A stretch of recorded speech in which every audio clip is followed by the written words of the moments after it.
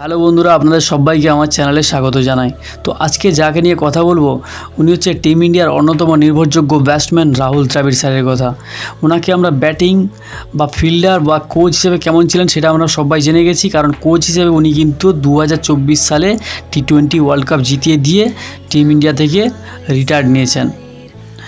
তো এটা কোনোদিনই ভুলার নয়। উনি ব্যাটসম্যান হিসেবে কেমন ছিলেন এটা তো আমরা সবাই জেনে গেছি। তো ওনার অবদান ইন্ডিয়ান ক্রিকেটে কোনোদিনই ভুলবো না। কিন্তু আজকে যেটা জানবো যে রাহুল দ্রাবিড় মানুষ হিসেবে কেমন। তো আমার তো রাহুল দ্রাবিড়ের কাজ দেখে যেটা খুব ভালো লাগলো যে কিছুদিন আগে টিম ইন্ডিয়াকে বিসিসিআইর তরফ থেকে পুরস্কার স্বরূপ 125 কোটি টাকা দেওয়া হয়েছিল, আর 5 কোটি টাকা করে 15 জন প্লেয়ার পেয়েছে, আর 5 কোটি টাকা পেয়েছে রাহুল দ্রাবিড় স্যার, আর বাকি সাপোর্ট স্টাফরা পেয়েছে 2.5 কোটি টাকা। কিন্তু রাহুল দ্রাবিড়ের এরকম কাজ কিন্তু পছন্দ হয়নি, তাই তিনিও বলতে চেয়েছেন যে বাকি সাপোর্ট স্টাফরা যতটাই কষ্ট করেছে উনিও কিন্তু সেম কষ্টই করেছেন। তার জন্য উনিও বলছেন যে আমিও 2.5 কোটি টাকা নেব, তার চেয়ে বেশি টাকা নেব না। তাই তিনি 2.5 কোটি টাকা ফেরত দিয়ে দিয়েছেন। এদিকে বিসিসিআইও একটা মিটিং ডেকে তো ওনারাও বিবেচনা করেছেন যে ওই 2.5 কোটি টাকা এই 5 জনের মধ্যেই ভাগ করে দেওয়া হবে।